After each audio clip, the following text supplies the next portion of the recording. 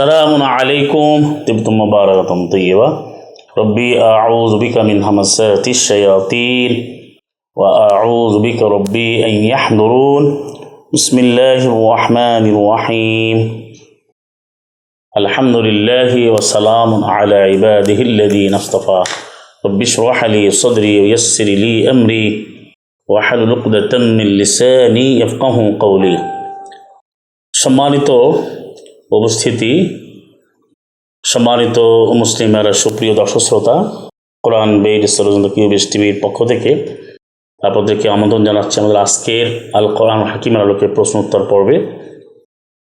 সালামু আলাইকুম।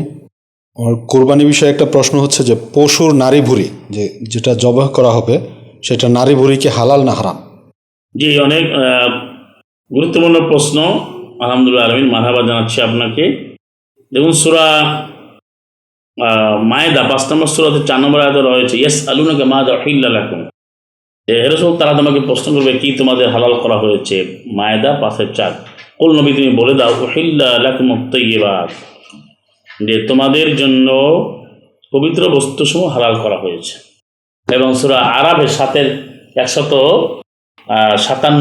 এবং ৫৮ সেখানে হারিমাল খাবায়েস, মানে পবিত্র বস্তু, ওয়াহিল্লু লাহুমুত তাইয়্যিবাত, পবিত্র বস্তুসমূহ হালাল, অপবিত্র বস্তুসমূহ হালাল। এখন আপনাকে আল্লাহ গোস্ত, তারপরে যে রক্ত তো আল্লাহ হারাম করে দিয়েছেন, কলিজা হালাল করেছেন, আপনার গোস্ত হালাল করেছেন, হাড্ডি হালাল করেছেন, তার আয়াত আছে।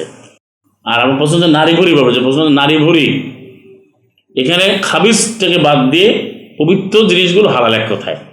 যেটা খাবিজ সেটা খাওয়া যাবে না।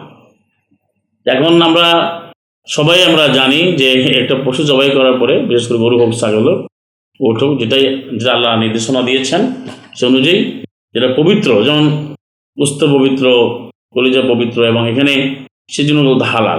কোনো অপবিত্র বস্তু যদি অপবিত্র থাকে সেটা হারাম হবে, কিন্তু পবিত্র। এখন যেটা ভুঁড়ির যে বিষয়টা আছে, ভুঁড়ি যদি সেখানে ময়লাটা দূর করে তারপরে চামড়া পশু তো অবশ্যই খাওয়া যাবে, যেহেতু হালাল, পবিত্র জিনিসটা খেতে পারবে।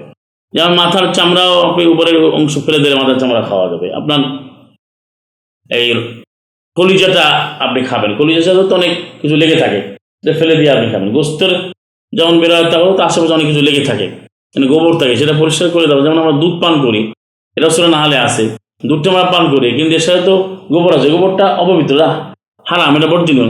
তার মানে পবিত্র বস্তুটাকে আমরা খেতে পারবো, অপবিত্র খেতে পারবো না।